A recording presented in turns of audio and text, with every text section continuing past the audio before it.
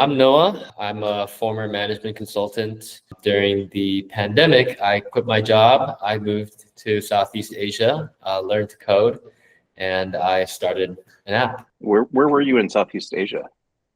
So I was kind of all over the place. I traveled around 8 different countries, but I spent the majority of my time in Thailand. Wow, that's huge. Like how did you make the decision? Like that's quite an adventure. Yeah, it was honestly just a spur of the moment kind of thing. My co-founder and I, we were renting a place together here in Southern California, but when our lease contract came up, we were like, okay, should we sign again, pay like $2,300 a month, or should we try to move back in with our parents or something? And then he just suddenly suggested, why don't we go to Thailand? I loved it. Do you have family there, or is it like was it just a place that you guys had wanted to go?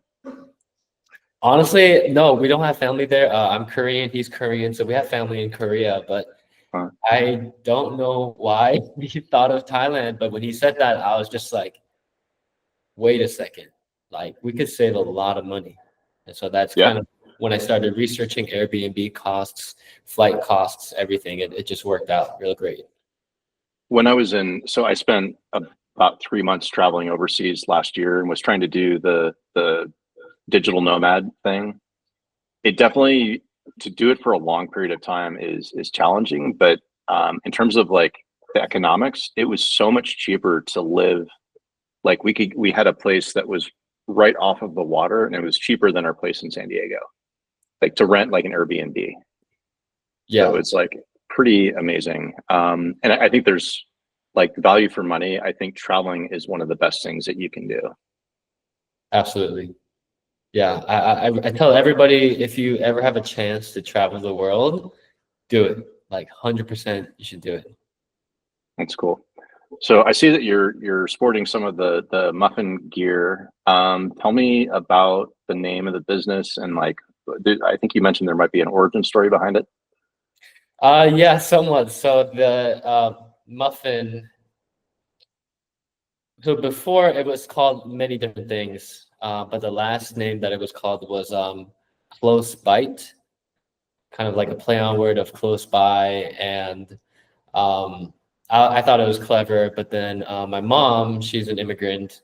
She told me, no, like close by is really hard to say for Korean people, and that's because Korean person would say close by 6 syllables. And Mhm. so that's when I knew, like, okay, that name doesn't work. I need a name that's 2 syllables, that's easy to say, that's, cute, memorable.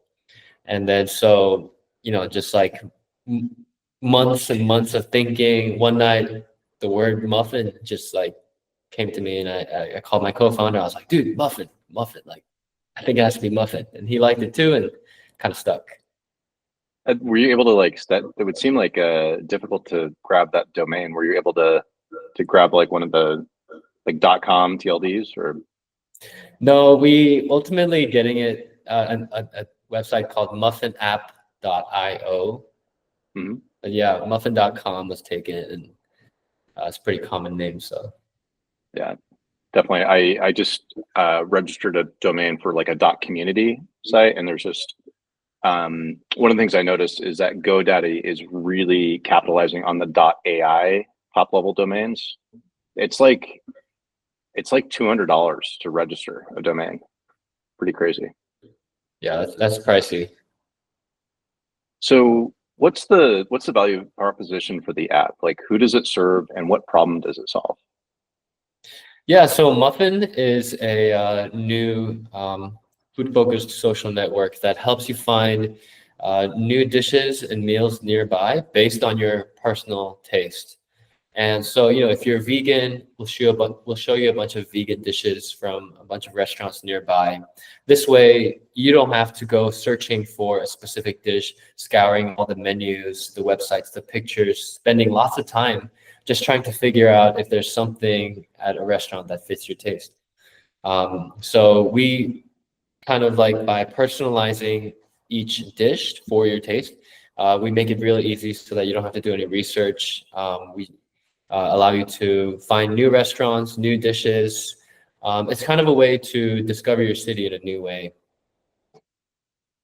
How does that work? Do you set up a profile and say, like, do you learn from people's, like, what they like or dislike, or do they enter in different keywords? How does that work to set up an account? Yeah, so when you create an account, you can select the different types of preferences that you might have. So you could say you're vegan or halal, keto. We have various categories. So we have dietary preferences, like the ones I mentioned. We have health goals, like high protein, low fat, low sugar. We have spice levels to see like how spicy you like things, and even allergies. So we take in a lot of different data points, and also even like your favorite cuisines. We have like a list of a bunch of cuisines that you can pick from, and you can pick as many as you'd like. And so by combining all of these data points, we use that to match you with the dishes that people are uploading. Awesome. What was the so in thinking about the app, what was the aha moment, or did you have an experience that sparked you to, go and pursue this app? Like, what was that initial aha moment? Yeah, I actually did. So when I was working at Accenture, I traveled every week. And, when you're getting on flights twice a week and working 50, 60 hours from hotel rooms, it's pretty exhausting. And you don't really have a lot of time to go out or, do research on what's the best food near me. And so I often find myself eating at the same places every week because I also like to go to the gym. I try to hit my protein goals.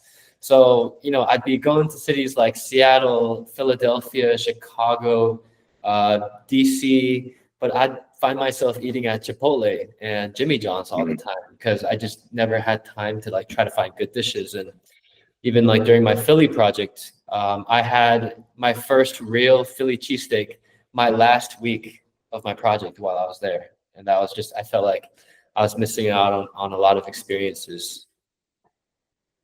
Yeah, I can definitely understand that. Like, we tend to go to the familiar, like going to a coffee shop. You go to a Starbucks because you know it and it's everywhere, right?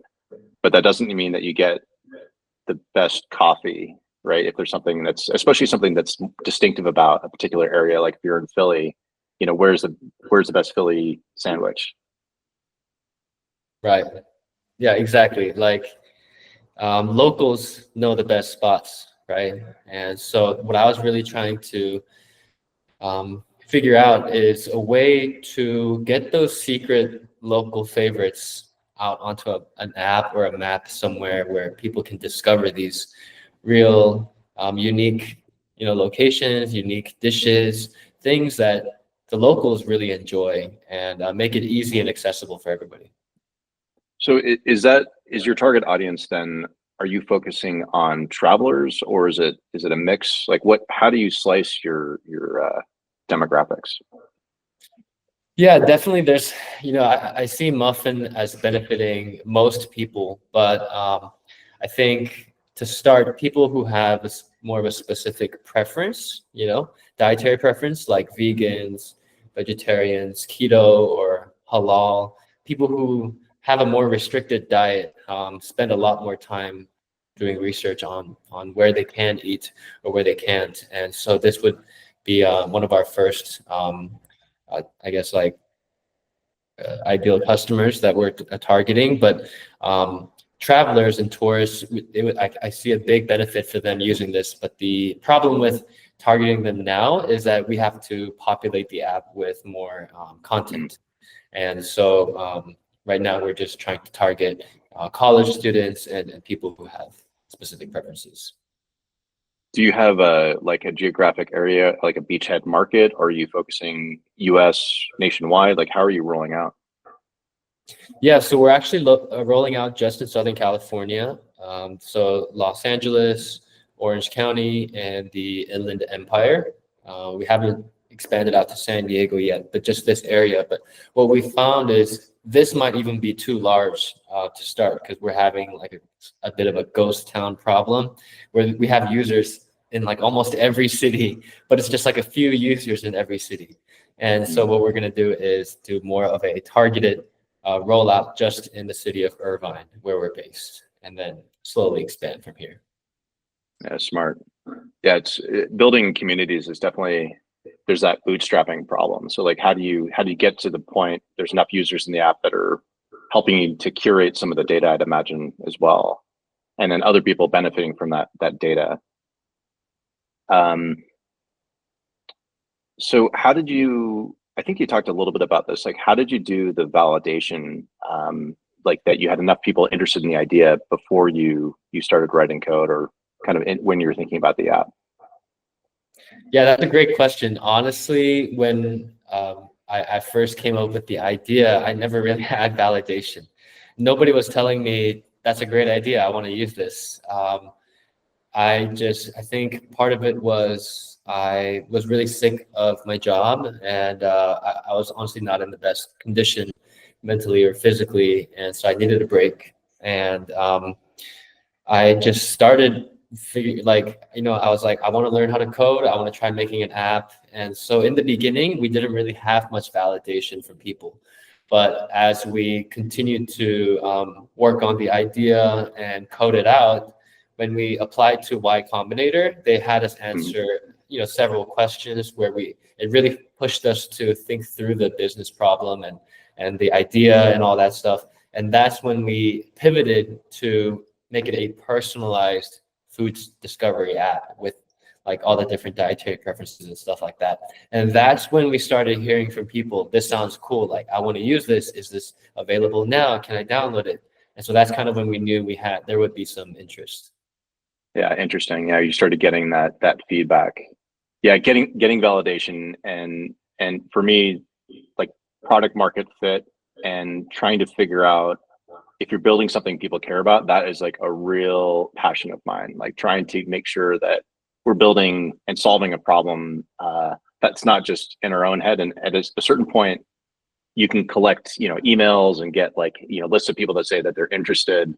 But until, there's a certain point, you have to make a leap of faith, right? You have to just say, hey, there's enough interest here. We're going to go and you're going to launch. We're going to build it, and then see what the response is. And so how are you doing? I think we talked maybe a week ago about number of downloads. You just launched in the App Store. Yeah, I did. I think it's been about 2 weeks, maybe a little bit over 2 weeks now. And yeah, we're I think approaching 400 downloads. But um, we're what we're noticing is that I think just with the social aspect of posting and communicating with each other, because we focus on more of a local discovery, there's not enough incentive, I guess, for people to post. So something that I'm really excited about launching in maybe 2 or 3 weeks is a deals section. We're going to be finding all the deals in Irvine and the surrounding cities, restaurants that are already doing promotions, right? So you don't have to buy any coupons. You don't have to like make a purchase or like beforehand. We know which restaurants are doing what deals, and we'll put it on Muffin. This, I think, will encourage a lot more people to engage with the app, check back in for new deals. And in order to unlock all the deals, we're going to require you to refer somebody else to download the app. So we're also doing some kind of, I guess, referral marketing. And so I think as we increase the number of users on the app, this will naturally like get more posts, get more engagement, and people love deals. So. That's true. A second. Cat is deciding to talk at the door. How so? Like, would you feel comfortable talking about like the revenue? Your thoughts on revenue model? I know you're early on and you're doing a lot of probably iteration and trying to learn. But like, what are your thoughts about longer term revenue generation? Yeah, so I think that we have multiple channels for how we can make money. So one would be advertising. So once we do have some kind of traction and local interest from users, we could have specific restaurant owners who advertise, maybe seasonal dishes, or they advertise their restaurant, their favorite meals that everyone's buying. So advertising is one. Another one is we want to incorporate like reservations and food delivery we'll partner with Grubhub or DoorDash or Uber Eats, and we'll do some kind of revenue sharing model with these companies. And then another one is with the deals part. So we're going to be teasing everybody with 3, 4, or maybe 5 deals. But in order to see all the deals, you have to refer somebody else, right?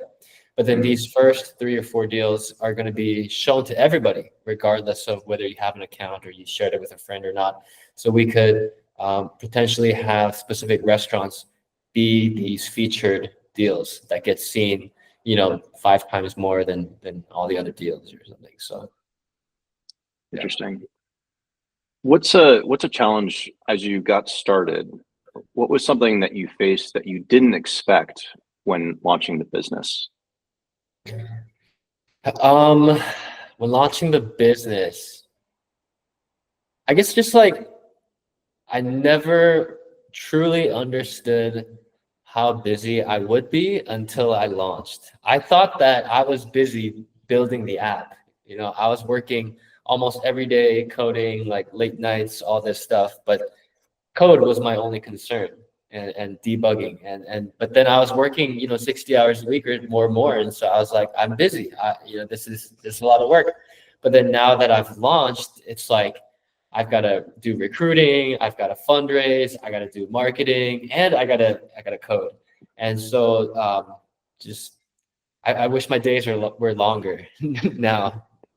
How do you manage all that? Are you finding that you have to do more delegation, or is it like just a factor of trying to prioritize, or you do as much as you have energy for? How do you prevent burnout? That's a really good question. Honestly, burnout is not a problem because I'm doing something that I'm passionate about. It never really feels like work in the traditional sense.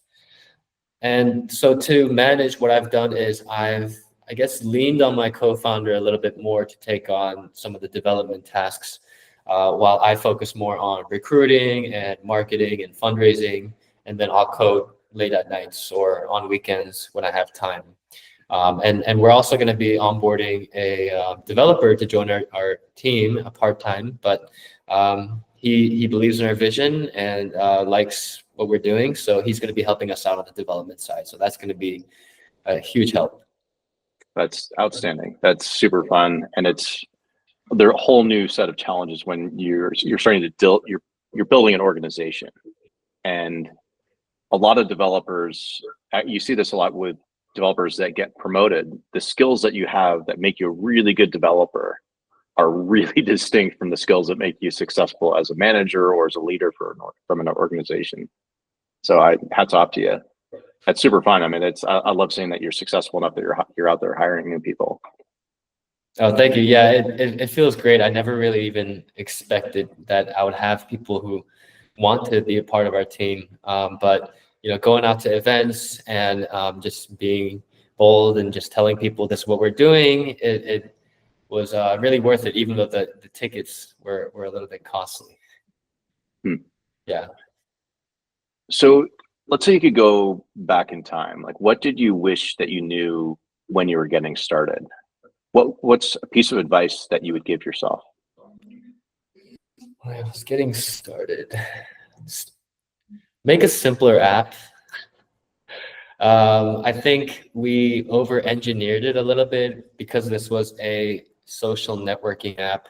We wanted to build all the fancy features, like you can reply to a comment and mention somebody, and I think there was just a lot of features that we didn't need to have for the MVP, that we could have just started with something basic and then just heard from users what they thought, what they liked, what they didn't like, and then we could have just made incremental improvements from there. I think we probably delayed our launch at least 3 months because of all these additional features that we wanted, and it just made the app more complex and the code more complex, and I think just start simpler.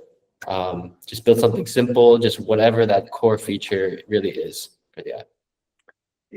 Let's say somebody's getting started or they're thinking about building an app and following the same journey that you've been on, is there some advice that you could give them on how to cut features or how to how to decide what features go into your MVP? That's a good question. I like to categorize features now as, is it a must-have or a nice-to-have?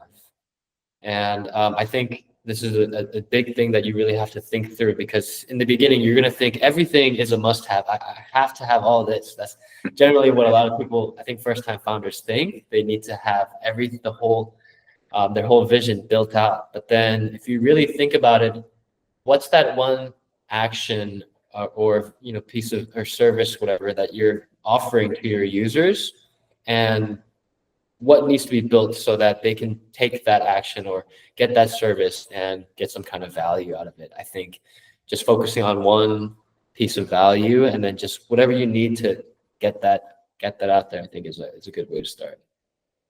And what do you use these days for prioritization? Is it like all those tickets that were pushed down, or how are you prioritizing features now? Yeah, we have Jira for that. I think we use just the free version. We don't have like the most like comprehensive Jira, I would say. We just create tickets and then we organize it into the backlog or this current sprint, or maybe the next sprint. We have 2 sprints, and then we just kind of move tickets around based on what we hear, based on new tickets that we create, and we just try our best to estimate how long it's going to take and try to finish them as quickly as possible. I found that the community that we're in, part of the reason why I record these videos is I really care about the community. I want to share some of the stories. I think you have some unique insights based on your experience. Did you find anyone in the community that you reached out to who provided valuable insight? And if so, like, what did they share with you? There were a couple of people. There was a guy, Linus, I forgot his last name, but I reached out to him before I quit my job. Or no, before I started learning how to code. After I quit my job, before I started coding. And he told me about making things as simple as possible. Especially, he honestly didn't recommend that I like learn how to code and do this, but he was just saying like, oh, I think you can build it for just a few $1,000s. He made it sound a lot simpler than it was going to be. And so I think that really helped me just feel like, okay, I could do this. It can't be that complicated, because I think if he told me like how actually complicated building a social networking app would be, I might have been intimidated into even starting down this path. So I think I don't know, he just made me feel a little bit confident for some reason, just like the way he talked about the idea and the process. And then the other guy is Timothy Lee. He's the founder of Lend API. I met him at an event at Irvine Tech Week this year in April. And he was one of the guest speakers for, I forgot what event exactly, but I went up to the stage afterwards and I talked to him a little bit, and I told him about the app that I was building and what we were trying to do. And I remember the first question he asked me was, is this a B2C company? And I said, yes. And he said, oh, no, you don't want to do B2C. You want to do B2B. And he gave me this whole spiel about how B2B is the best way to make money. In B2C, it's really difficult. A lot of B2C companies fail. And not to say that B2B's companies don't fail, but there's a much clearer path to profitability, because you don't have to rely so much on getting like a mass number of users onto the platform. With a B2B app, you could have 1 or even 2 customers and be profitable. Yeah. And so he really made me think about that. Like I still think about it. And I feel like any venture I do after this, I'll try to focus more on B2B, I think. I think that's really interesting. I think I believe they have unique challenges. So like, I think when you're selling to consumers directly, it's a lot about unit economics. So there's the cost of customer acquisition, like your CAC costs, and then the customer lifetime value. And it's just like, what does it cost to acquire? And then subtract what's the estimated, average amount of value over the lifetime of that client. But I think getting into B2B, it's interesting because I think there is more potential revenue, but it's to get in, and like the sales cycles can be more difficult. So it's like more about building those relationships, and it could take months, or sometimes it could take years to build, to the point where a company is ready to, take you on and do like a pilot program, for example. Yeah, absolutely. And I've talked to a lot of people who've started B2B companies, and they say exactly what you're saying, how just getting your foot in the door is probably the most difficult part about starting a B2B company as opposed to B2C. Yeah. So if you're, self-doubt is something that I think a lot of entrepreneurs or people that want to be in entrepreneurship struggle with. How did you keep yourself motivated during tough times, or when things were slow? I think having a co-founder, first of all, is really helpful. I know a friend, he's doing this, like he's following his entrepreneurship path by himself. And I think he has a lot more stress than we do, because he's not really able to, like talk it out with somebody. And so having a co-founder really helps out a lot. And then second, when it's tough, sometimes I try not to think just about all the problems that I have, because there's always going to be so many problems. I try to just take it one step at a time. And sometimes I just like daydream about like, what if, right? Like, what if I can like get through this and it works out? And that gives me a little bit of hope and optimism. And so I think that's right now, that's how I deal with it. Just doing things one at a time and not trying to like over exaggerate or overemphasize all the problems. Just focus on what I can do now and get things the done. problem that's in front of you, instead of cratering on some of the issues. I think we can be, a lot of times I think we can be our own like worst enemies in some of that. I think that the doubt that we have, and kind of facing that and overcoming a fear of failure, is something that is a struggle that I think it keeps a lot of people from getting started to begin with. They're like, well, I might not be successful, but you might actually be successful. I mean, it's, I think you're pursuing a dream that is, your journey's awesome. Like, you're going out and you quit your job to go out and do this thing. It takes a lot of guts. And even whatever happens, in my perspective, you're going to learn something. Like, this is going to be a good experience. I talked to another founder. He's like, if you fail, you're going to find two things out. Either it's not that big of a deal, you dust yourself off and you try again, or you go back to a corporate job, right? That taking the risk is not for you. But in both scenarios, you've learned something, so you're better off. Yeah, I think, like, to be 100% honest, I do think about the opportunity cost of what it meant to quit my job.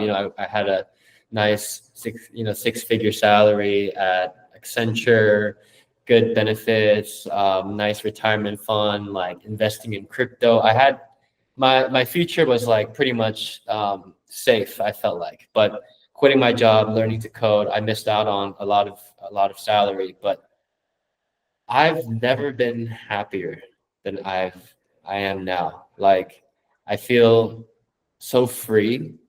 I feel empowered. I feel like I'm in control of my life for the first time. And that's something that I feel like everyone should experience. Because most people, they you live and you do things because somebody tells you to do it. Your parents tell you to do this, or your school says you have to do this, or your teacher, whatever. And so you're always following somebody else's instructions on how to live life. But when you pursue entrepreneurship, you're really on your own. It's like being out in the ocean all by yourself in a little boat, I guess. But there's just like this sense of just freedom, that's really just invigorating, and makes me so grateful for the opportunity and for my life. What would you say to somebody that's interested in entrepreneurship, but that doesn't have they don't have that idea? Like, what would you say to somebody like that? If you don't have an idea, I would say keep looking, go out to events, talk to people, watch interesting YouTube videos about current events, current problems, join communities, online communities, the Discords or different meetup groups. I think in order to get an idea, you have to know what's going on out in the world. And so the only way to do that is to go out there and seek that information for yourself. Yeah, doing that research, the kind of pain point discovery work, and finding out what's not working. I think a lot of entrepreneurs find it based on their own experience. It's something that you empathize with other people that are struggling with the same things that you're struggling with, and so I think that's a really good starting point. The other thought that I have is that you may be a really great support person for somebody that, if you find the person that has the vision and where you can really complement their skills. So if you're a really good developer, maybe you find somebody that's not as, not a developer, but like a really strong product person or a salesperson. And then like where can your strengths and weaknesses kind of balance each other out?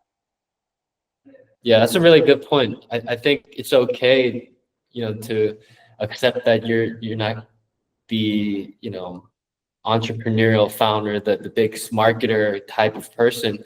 It's okay to be the really good technical person, that builds the product, as long as you have a partner who respects your skill and your input to the business. I think it's really just about finding a team that you really like. And another thing, I think, in order to find that idea, I think also try looking where you work, right? The business or company that you work for. There's always opportunity everywhere, and there's so many different types of startups that are out there, and so there's definitely some inefficiencies within your company right now, probably that can benefit from an idea. So I think that's Yeah, another like place. it'd be like your first client, maybe if you do consulting work or build Yeah, something. Have you ever struggled with imposter syndrome? all the time. Like I feel like my whole life. Yeah, as somebody who always strived to get good grades and be on my best behavior and join clubs to have that leadership title. It's something I think that I've been dealing with for a very long time, and I still deal with. But I always remind myself that I'm not alone. There's a lot of successful people, way more successful than me, that say that they feel the same way. So I think this is just maybe like a human condition. It's nothing unique to just you. Almost everybody goes through it, and so it's nothing to be ashamed about or embarrassed of. It's okay. I 100% I have struggled with this through my career at different points. And I maybe when you get older, you mature, maybe you just don't care as much as you used to.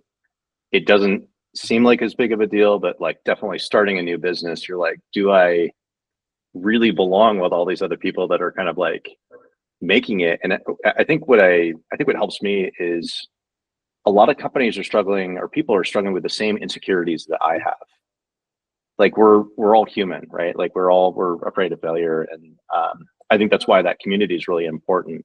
You have other people that you can lean on that are in the same situation, because it can be kind of lonely to be an entrepreneur. Yeah, 100%. Like, right now we just launched the app and we experienced the initial excitement, and then we're going through something called the trough of sorrow, as YC likes to call it, where users aren't really signing up that much, and we're trying a bunch of different things, and it seems tough. But then I know a couple other founders who are also going through their own trough of sorrows, and when I hear their horror stories, I feel a little bit better about mine. And so, yeah, definitely having a community and not just hearing about other people's successes, but also their failures. I think it really helps to keep you a little bit stronger and keep going. Great. That's awesome. So we've got time left. What else is on your mind? What are you guys struggling with? Like, what's your biggest pain point right now? Right now, the problem is that, well, we're not going viral. Like we thought that, oh, we launched this app, it's gonna be really cool. People are gonna find new dishes and they're gonna upload, but it's like, no, they're not really uploading. Just like a few people are checking the app every day, but they're not engaging that much. And I try to rationalize it like by saying to like, oh, it's because we don't have notifications. It's because there's no incentive. We have to create something. Like I try to come up with reasons why they're not behaving the way I expected to. But I think I'm starting to come to terms with the fact that the original idea in and of itself is not good enough. And I think that's okay. You don't want to be married to your original idea. I think you have to be willing to pivot and willing to, adjust based on what you see. And so what I'm doing now is kind of like what I mentioned at the beginning of our call is incorporating deals into the app. This way, people will check the app all the time. They want to see what new deals are in Muffin around their cities. It's free, right? You don't have to pay for anything. And so I think this will bring people back to the app. And deals is, I think, a much stronger has a much stronger value proposition than just like a social place to find dishes. It's just more tangible, right? It's clear you save money. So I think that this new pivot that we have is exciting, and we're going to be launching in like maybe 2 or 3 weeks. So that's kind of what's on my mind these days. Are you maybe you can't go into it for like it's proprietary, but like are you relying, so there are APIs that are out there like Google Places API. Are you doing like a lot of web scraping and like to try and find the deals, or are you calling restaurants up? How do you scale that? How do you find out about deals? That's a great question. Yeah, so these deals, honestly, you can't find it online because these are just deals that owners decide, oh, why don't we try this for like 2 or 3 months, and they might not have the funds to change their website. So we are calling restaurants.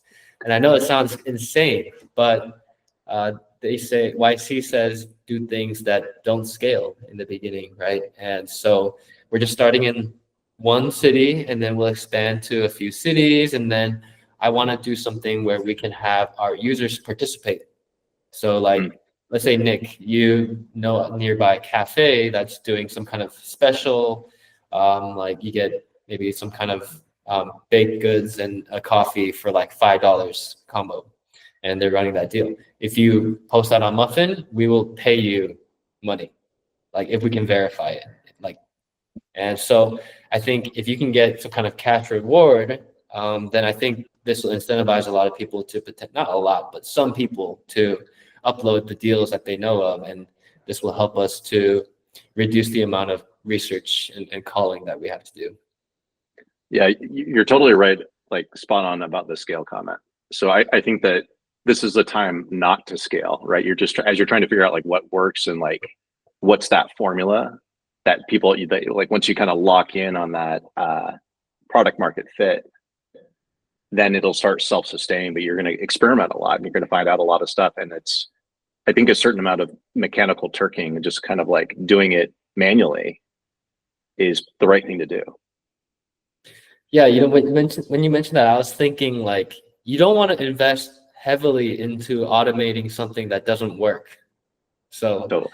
Yeah, just trying to add a few things here, maybe do a form there, and then just see what sticks, exactly like what you said. And then when you see something that people are really sticking to, that's when you can really kind of like flesh out the product and make it better. Have you looked at doing any interviews with the people that have like signed up for the app? Absolutely. Yeah, I was actually thinking about it today. I was thinking about sending an email to all the users that created an account and maybe setting up like a short, 20-minute call or something just to get their thoughts on the app, what they like, what they don't like, and yeah, talking to them directly. I think it's important. Yes. How do you, I guess there's kind of a challenge because the app is out there.